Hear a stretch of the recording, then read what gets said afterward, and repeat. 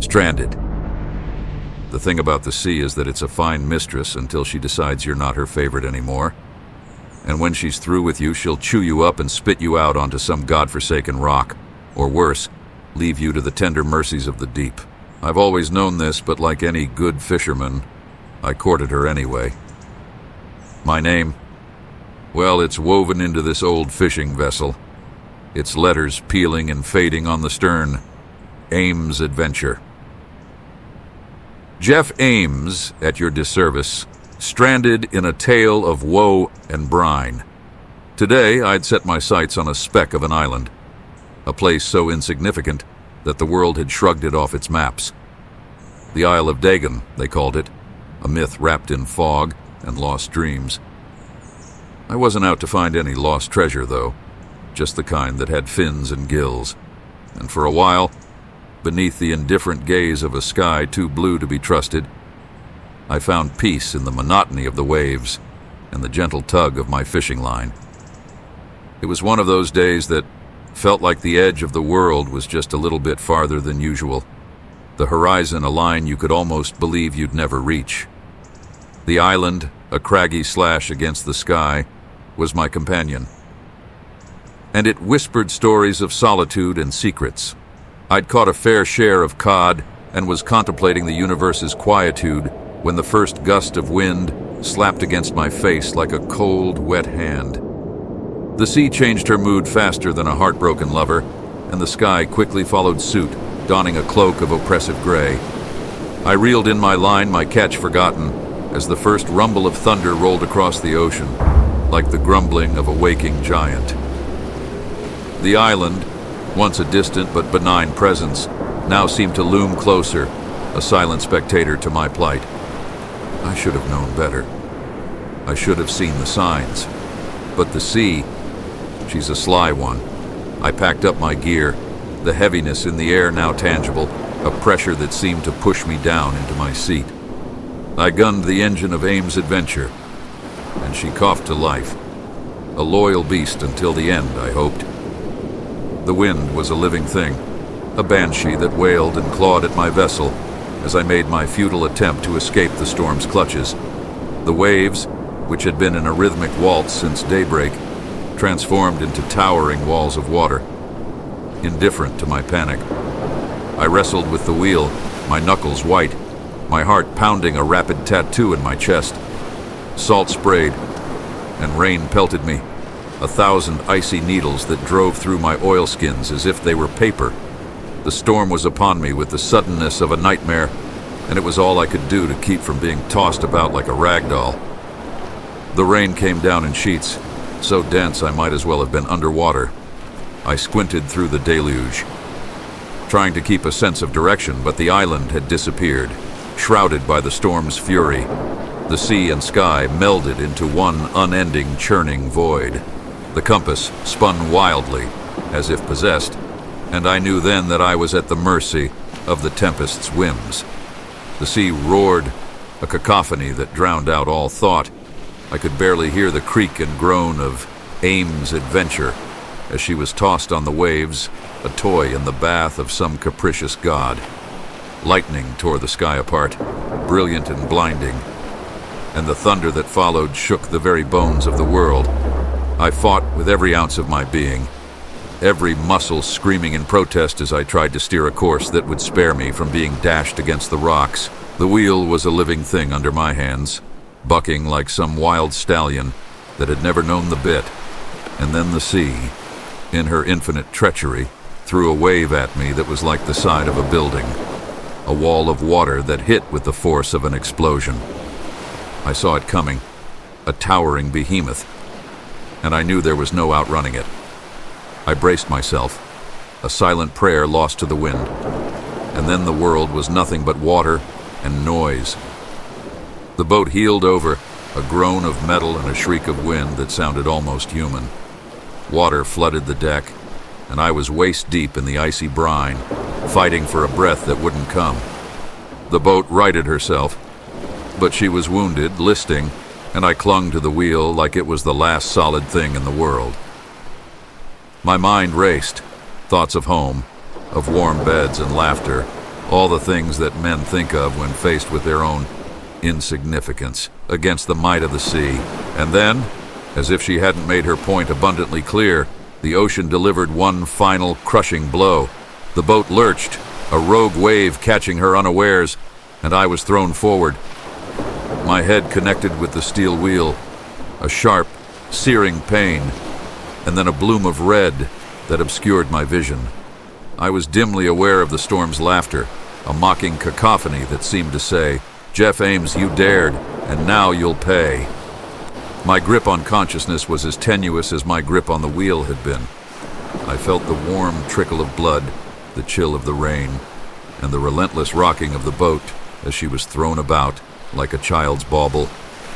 The world was fading, a receding tide, and I knew I was going down with it. I was a captain, though, and captains go down with their ships, don't they? Or maybe that's just a fanciful notion for storybooks and old men's tales. The last thing I saw before darkness claimed me was the storm-ravaged sky, an abyss that stared back with cold indifference. As my knees buckled and the steel wheel slipped from my grasp, I thought I heard the distant call of gulls, or perhaps it was the siren song of the sea, welcoming me into her depths. Then, nothing. 1. Jeff awoke with a pounding headache. Every inch of his body ached as if he'd been tossed around in a blender. He blinked his eyes open slowly, wincing at the brightness of the sun. As his vision came into focus, he saw scraps of twisted metal scattered all around him, remnants of what was once his proud fishing vessel. Gingerly, Jeff raised a hand to his forehead and felt a sticky wetness. When he pulled his fingers away, they were coated in red, a head wound, just perfect. He struggled to sit up, fighting a wave of nausea. Looking around, he spotted one of his shirts among the debris that had washed ashore. Jeff ripped a strip from the bottom and pressed it to the gash, hissing in pain. Once the bleeding slowed, Jeff took stock of his surroundings. The storm must have been a doozy to toss his boat against the rocks with such force. Speaking of which, where was the storm now? The sky was clear and the ocean calm once more. It seemed the tempest had passed, leaving Jeff as the sole casualty. He stood on shaky legs, still feeling queasy. Leaning against a boulder for support, Jeff scanned the beach for anything salvageable. There, among the splintered wood and twisted metal, he spotted a familiar blue box.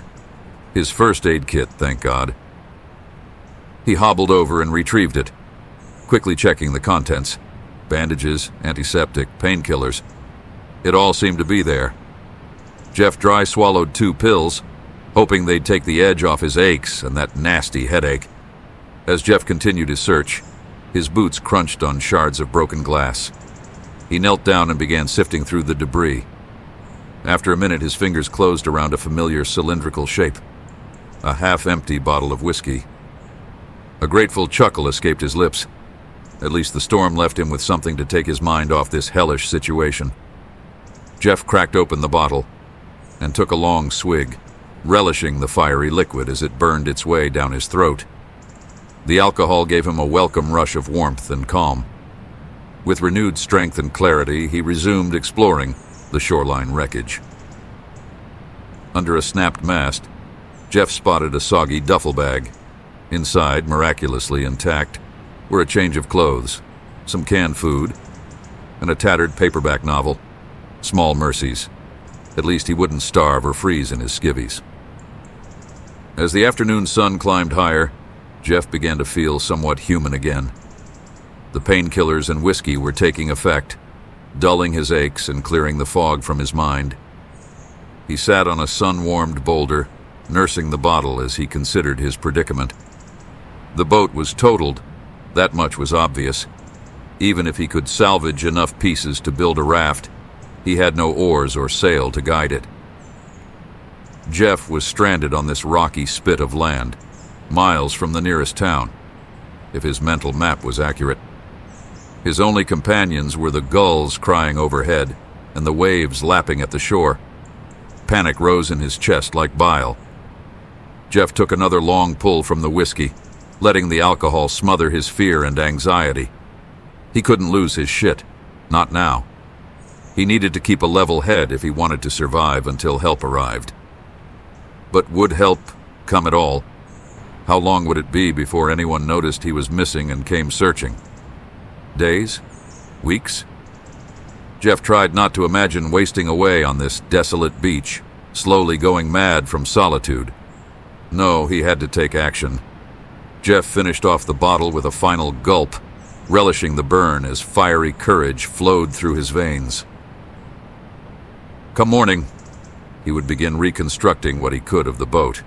Maybe he could rig up some kind of signaling device or fashion fishing gear to catch his supper.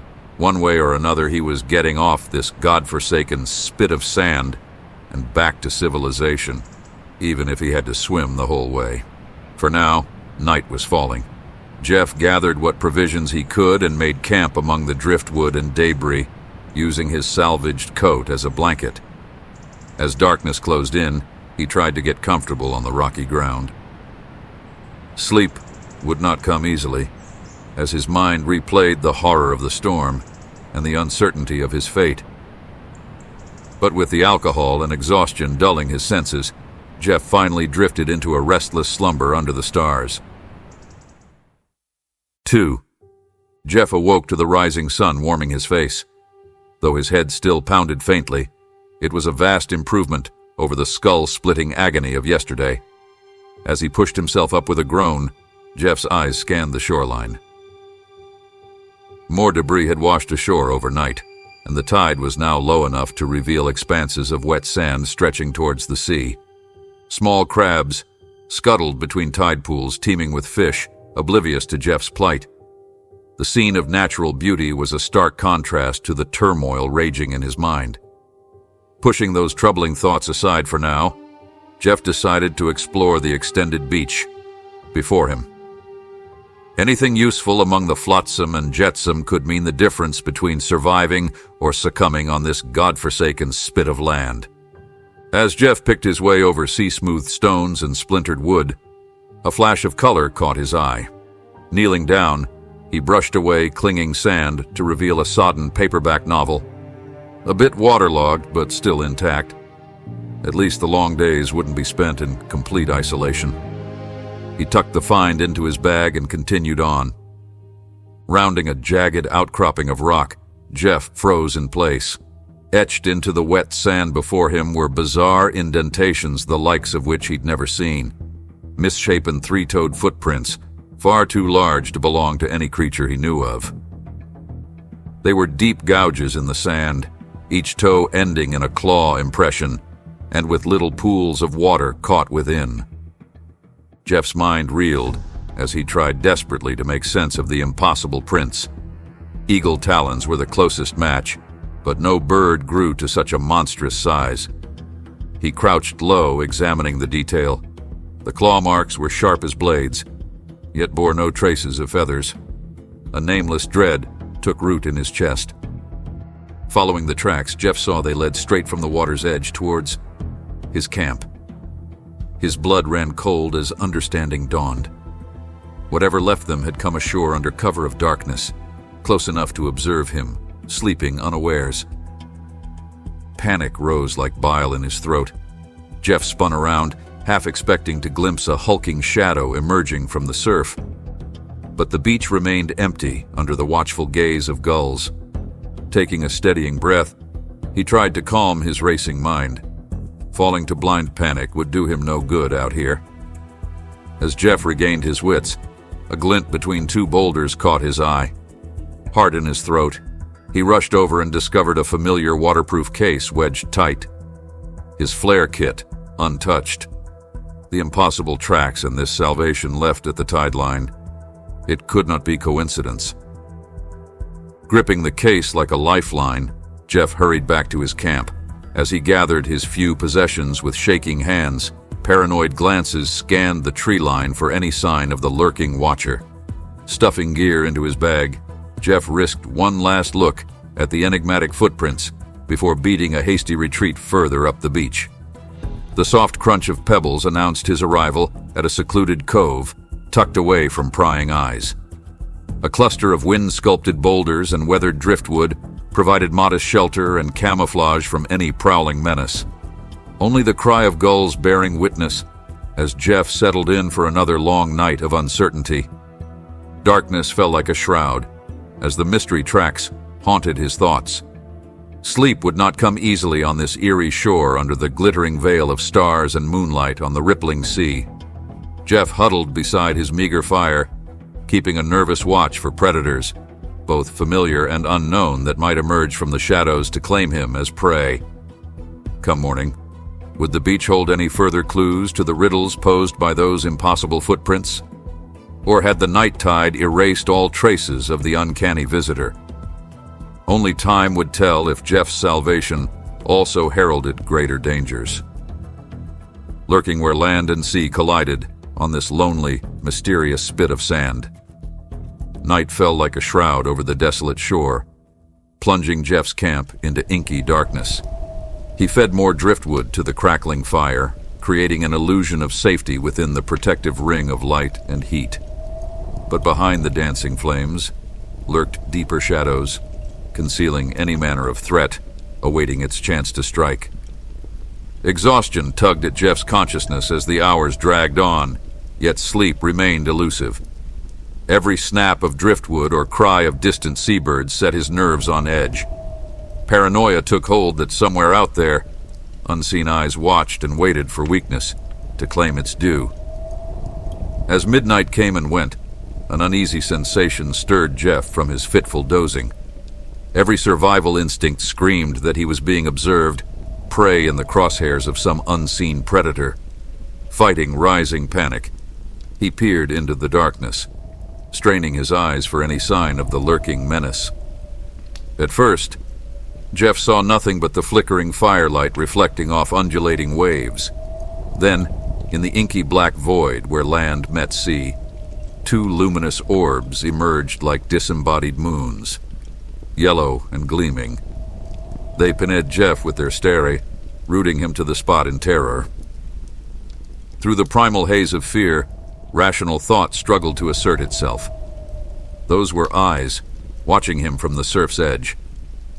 But what manner of creature did they belong to? Nothing in Jeff's experience had prepared him for an encounter with this unknown entity lurking in the shallows. Time seemed to slow as the two orbs regarded Jeff across the gulf of sand and stone.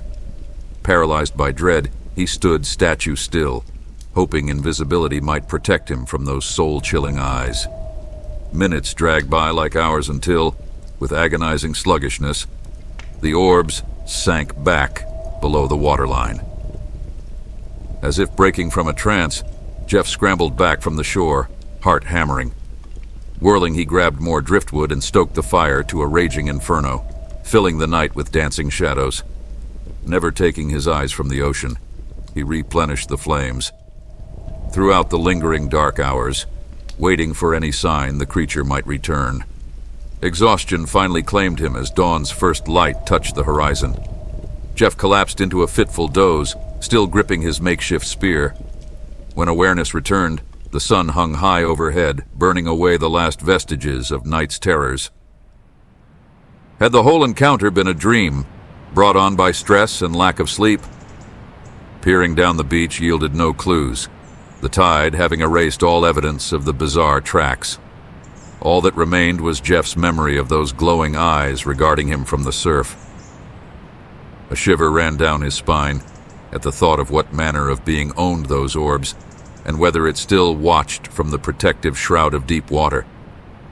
His mind raced as Jeff broke camp, packing up with newfound urgency. Survival now depended on solving the riddles of this place, and uncovering what else lurked beyond the boundaries of sand and sea under the guise of normalcy. 3. Jeff awoke with a hitching breath, the events of the previous night still haunting his restless dreams. Before fully opening his eyes, memories of glowing orbs surfaced in his mind like a sinister premonition. Throwing off his coat blanket, Jeff scrambled to the water's edge, half expecting to see bizarre tracks etched in the sand once more. "Man, I'm really losing my fucking mind here," he said to the morning air, But the tide line lay undisturbed. Not a trace of the unnatural prints remained. Had the whole encounter been a hallucination brought on by stress and lack of sleep? Jeff rubbed his eyes, trying to dispel the lingering sense of being watched from the dark waters. Gripping his makeshift spear tight, he scanned the shore for any signs of his mysterious observer. Seeing nothing but the gentle surf and seabirds floating on the breeze, Jeff allowed himself a moment to breathe easier. Perhaps for now, he was alone once more on the isolated strand. Refocusing on survival, Jeff set to sharpening one end of his spear with a jagged stone, fashioning it into a crude blade. Primitive but effective, he thought with grim humor. Approaching the tide pools on light feet, Jeff spied plump fish stranded among the seaweed and shells. With careful aim, he speared two silvery bodies, triumph surging through him. Back at the smoking fire pit, Jeff gutted and cooked his catches with relish, savoring every savory morsel as if it were his last meal. His unknown stalker may haunt the darkness, but Jeff was determined not to go down without a fight. As he ate, plans took shape in his mind. Once the fish bones were picked clean, Jeff set to work. Gathering sand-smoothed stones, he created shallow pits along the tide line, camouflaging them beneath a loose covering of pebbles and kelp. With any luck, the traps would snare crabs or shellfish on the evening tide. Selecting stout driftwood poles, Jeff lashed crossbeams between them, fashioning rudimentary traps based on his cousin's designs. By nightfall, 4 structures sat waiting in the shallows, contents concealed from any prying eyes lurking beyond the surf. Darkness fell swiftly as Jeff fed the crackling flames. 4 hours of rest would have to suffice before checking his traps under cover of night. Curling up on a bed of seaweed, Jeff drifted into a fitful doze. Sometime later, sharp snaps and pops jolted Jeff awake, hand flying to his makeshift spear. Sparks spiraled skyward as pieces of driftwood collapsed in the fire. Heart pounding, Jeff scanned the inky shoreline, squinting for any signs of his unknown observer. All remained still, but for the dancing flames and crashing waves. Slowly allowing himself to relax, Jeff stoked the fire back to life. Whatever entity haunted these shores, human or otherwise, he was not ready to surrender just yet. Come the midnight hour, Jeff would be waiting. He stoked his fire to a roaring blaze, ensuring its light and heat would ward off encroaching shadows through the long night. Jeff clambered nimbly up a sturdy pine, securing himself in its upper branches with strips torn from old pants and bedding. His new vantage point afforded views of both camp and shore, while keeping a safe distance from any ground-bound threats. Night fell swiftly as Jeff waited with nerves drawn taut as bowstrings. Sleep would not find him yet.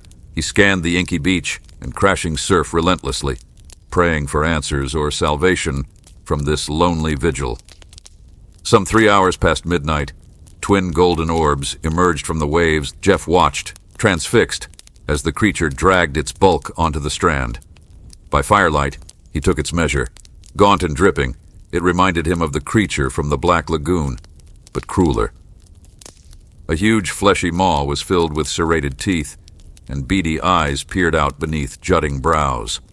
On all fours, it sniffed the air, tracking Jeff's lingering scent on the breeze. Hope turned to ice in his veins as it turned its gaze skyward, as if seeing straight through bark and leaves to his very soul. But the creature only cocked its misshapen head, scanning the tree line in confusion. Either it was blind, or Jeff's camouflage held true. With a hissing grunt, it turned back to the rolling surf and slowly, ponderously, waded into the waves until only ripples betrayed its passage. Adrenaline ebbed, leaving Jeff weak and shivering. He clung to the tree through the dark hours, watching for any sign the thing might return. Dawn's first light saw him untie trembling limbs and lower himself unsteadily to the beach. Rushing to camp, Jeff searched frantically for clues, half expecting to find only ravaged remains, but all lay undisturbed, his gear, the dying embers of the fire. Had the encounter been real or a waking nightmare? Footprints in the damp sand told the truth. Three-toed marks led from the tide line straight to where Jeff should have slept, then back again in confusion. Relief and dread warred within him.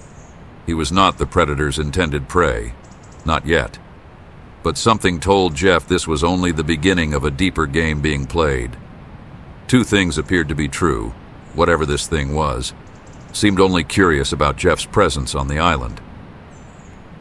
If its agenda was more than that, Jeff didn't know. But the other thing he felt he knew was for certain, is this was no prank or local weirdo in a costume. With those two inescapable truths bouncing around in his head, he had to come up with a solution. He opened his steel box containing his flare gun and 2 extra rounds. He knew his Zippo later didn't have much life left in it, and if he was going to be here for an elongated period of time, fire was a necessity. He checked to see that 1 flare was loaded into the pistol. Jeff awoke with the sunrise, restless after another fitful night. Gathering his few possessions, he headed to check his makeshift traps as the morning tide rolled in. To his surprise and relief, 2 traps held fat crabs, scuttling in vain against woven wood barriers. The others lay empty, but every meal was a blessing in this place of uncertainty. A quick cook over the fire pit, and Jeff set off, full and determined. He aimed to map the entirety of this mysterious island before darkness fell once more.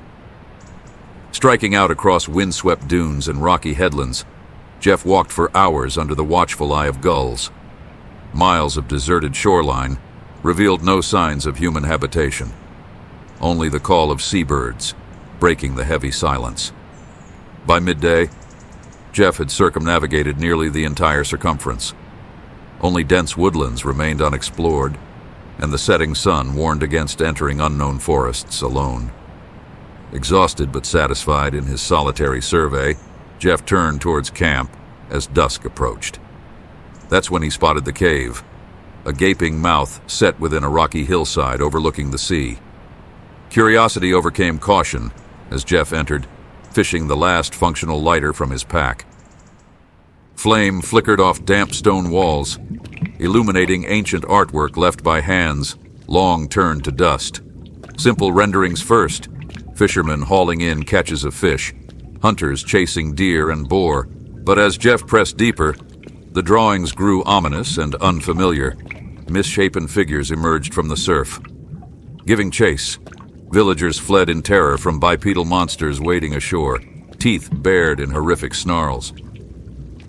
It was the creature that had stalked Jeff under cover of darkness, preying upon these long-vanished people.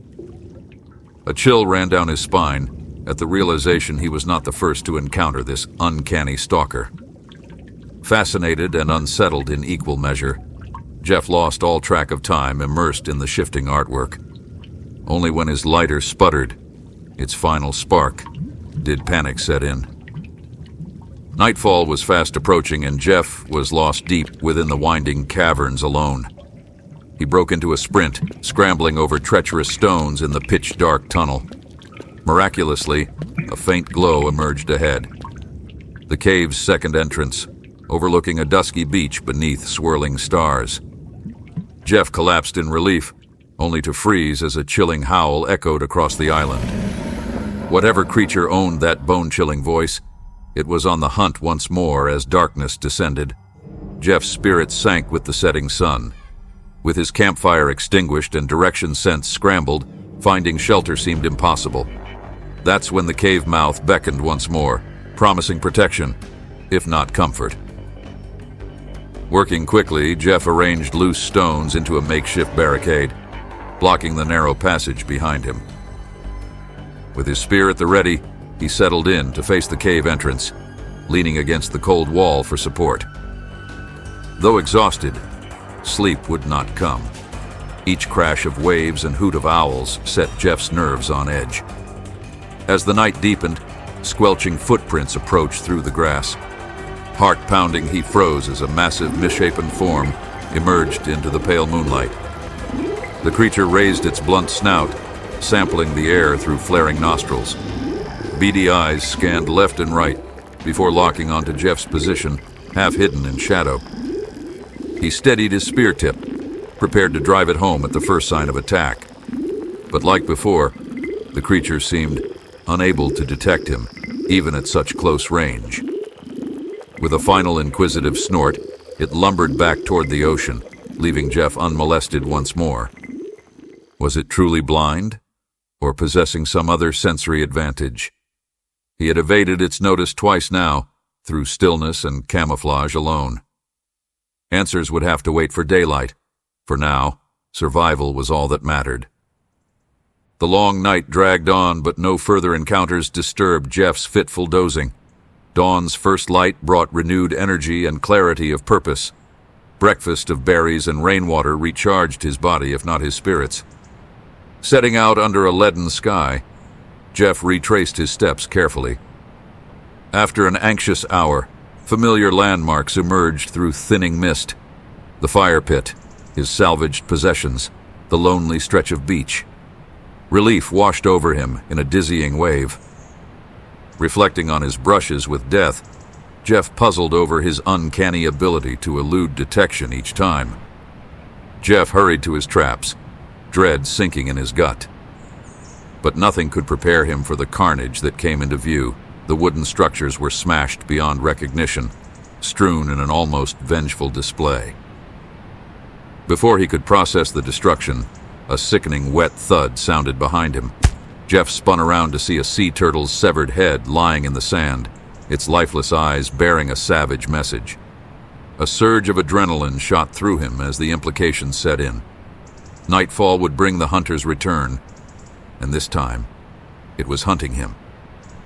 Jeff scrambled along the shoreline, gathering any flammable material to build the largest signal fire of his life. Dusk fell as he lugged an armload of driftwood to a secluded grove. Just as the last rays of light faded, he felt the watchful gaze once more.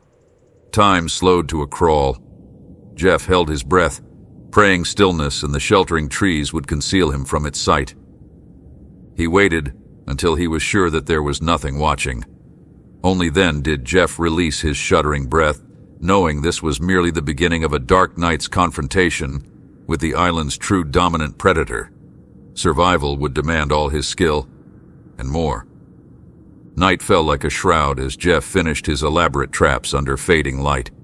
From treetop snares to camouflaged pits, no stretch of terrain between shore and wood was left undefended. Exhausted, he checked his flare gun one final time. A glint in the distance raised Jeff's hopes. Was it a ship? He fired into the darkening sky. For a heartbeat, a crimson flare soared upward, but no response came.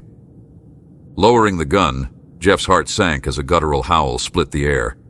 His enemy had come, and this night would see their primal confrontation play to its terrible end. Jeff melted into the shadows, nerves singing with adrenaline. He knew this arena of traps and peril intimately. Every advantage mapped onto his scoured soul. Now was the time to turn predator to prey, by any means to see the dawn. The games had begun. From the trees, Jeff watched his hulking foe emerge from crashing waves to pad up the beach, stopping to sniff the air. It paced in circles, confused by Jeff's absence from his ruined camp. Seizing his chance, Jeff ghosted through the trees, driving the beast towards the first snare. Wooden vines snapped tight around a massive leg. The creature howled in rage and pain, tearing free to give chase amongst the traps. Jeff led it on a hellish game of cat and mouse through the night. Time and again it fell victim to camouflaged pit or weighted branch, only to pull free and renew its hunt with growing ferocity. The ocean's lull was a deceptive serenade, the calm before a storm of flesh and fury. Jeff stood at the precipice, where the deceptive tranquility of the shoreline met the ominous whispers of the dense jungle behind him. His heart pounded against his ribcage with the fervor of a wild drum, its rhythm syncopated by the throbbing pain of his wounds and the adrenaline coursing through his veins. The creature was still, eerily so, as if it were a grotesque statue erected in honor of nightmares. Its once sleek, obsidian scales were now a patchwork of crimson and black, matted with sand and the debris of a day spent navigating Jeff's gauntlet of traps. Blood, thick and dark as oil, dripped slowly from its myriad lacerations, creating a macabre pattern on the white sands beneath its horribly contorted leg. The jutting bone, a stark white against the inky tendrils of its flesh, served as a grim testament to the tenacity of its prey. Jeff's hands tightened around the makeshift spear, the sharpened branch he had fashioned into a weapon of last resort. The gnarled wood felt solid, real, amidst the surreal horror that faced him. He had fired his last flare into the dusk, a desperate plea to the heavens, and now the only answer was the oppressive silence that hung between him and the abomination before him.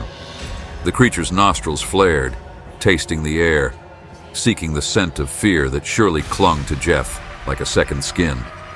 But he stood resolute, his determination a faint glimmer in the shadow of impending doom. The sea beast, an aberration with limbs too long and fingers too few, shifted its weight, and the sound of bone grating against bone was a vile symphony to Jeff's ears. The moment stretched, a taut line ready to snap, and when it did, chaos reigned. With a guttural roar, the creature lurched forward, its 3 clawed toes digging into the sand for purchase. Jeff's muscles responded, propelled by instinct. He sidestepped, thrusting the spear toward the beast's open maw, a cavernous pit lined with rows of serrated teeth. The wood found its mark, sinking into the flesh of the creature's gullet, but the victory was fleeting. With a swipe of its monstrous hand, the spear was splintered, leaving Jeff with nothing but a jagged stump and the bitter taste of desperation. The beast's 3-fingered hand closed around his arm, its claws piercing skin and muscle, anchoring him to his doom. Jeff cried out, not in fear but in defiance. He wrestled against the grip of death, his free hand searching for any weapon, any hope. His fingers brushed against a shard of the broken spear, and with a primal scream, he drove it into the creature's eye. The beast bellowed, a sound that shook the very earth and reeled back, releasing its hold. Jeff stumbled, his body a cacophony of pain and exhaustion, but he did not fall. He could not afford to. The sea beast, half blinded and maddened by pain, came at him again, its movements erratic but no less deadly. Jeff dodged, but not quickly enough. A claw raked across his chest, ripping through flesh and tearing the fabric of his shirt as if it were made of paper. Warmth spread across his skin, a stark contrast to the chill of fear that had settled in his bones. Jeff staggered backward, his feet catching on the uneven ground as he struggled to maintain distance between him and the relentless creature. The scent of blood, thick and iron-rich, filled the air, fueling the beast's frenzy. Its one functional eye burned with a hateful, unrelenting malice, fixated on Jeff, as if he were the embodiment of every agony it had endured. With a speed that belied its injuries, the creature closed the gap, barreling toward Jeff with murderous intent. Jeff's back met the gnarled trunk of a palm tree, its bark digging into his already wounded flesh. There was nowhere left to run, no more traps to spring. It was just him, the beast, and the relentless pounding of his heart, a drumbeat signaling the end. The creature raised its clawed hand high, ready to bring it down in a final devastating blow. Jeff could see the muscles tensing, the sinews tight with the promise of death. Time slowed, each second stretching out into an eternity, as he braced for the impact that would surely tear him to shreds. But fate, it seemed, had a different plan. A loud echoing bang shattered the moment, so intense that it disoriented both predator and prey. The sound reverberated off the trees, off the very waves of the sea, and for a heartbeat, the world was nothing but that noise. As his senses clawed their way back to him, Jeff saw the beast standing stock still, its murderous claw suspended midair, a look of confusion spreading across its monstrous features, and then, as if its strings had been cut, the creature collapsed to the ground with a thud, that sent a cloud of sand into the air. Jeff's gaze followed the line of sight, from the sea beast's fall to the source of salvation. A clean gunshot wound marred the creature's hide, just behind the skull where its brain would be. His eyes traced the trajectory to the shoreline, where a group of military men stood, guns drawn and smoking. The relief that washed over Jeff was palpable. A wave of gratitude so strong it nearly brought him to his knees. His flare had been noticed. He had been saved by the very hand of Providence. The soldiers waved him over, their gestures urgent and commanding. With the last vestiges of his strength, Jeff stumbled toward the safety they offered, his eyes never leaving the lifeless form of the sea beast.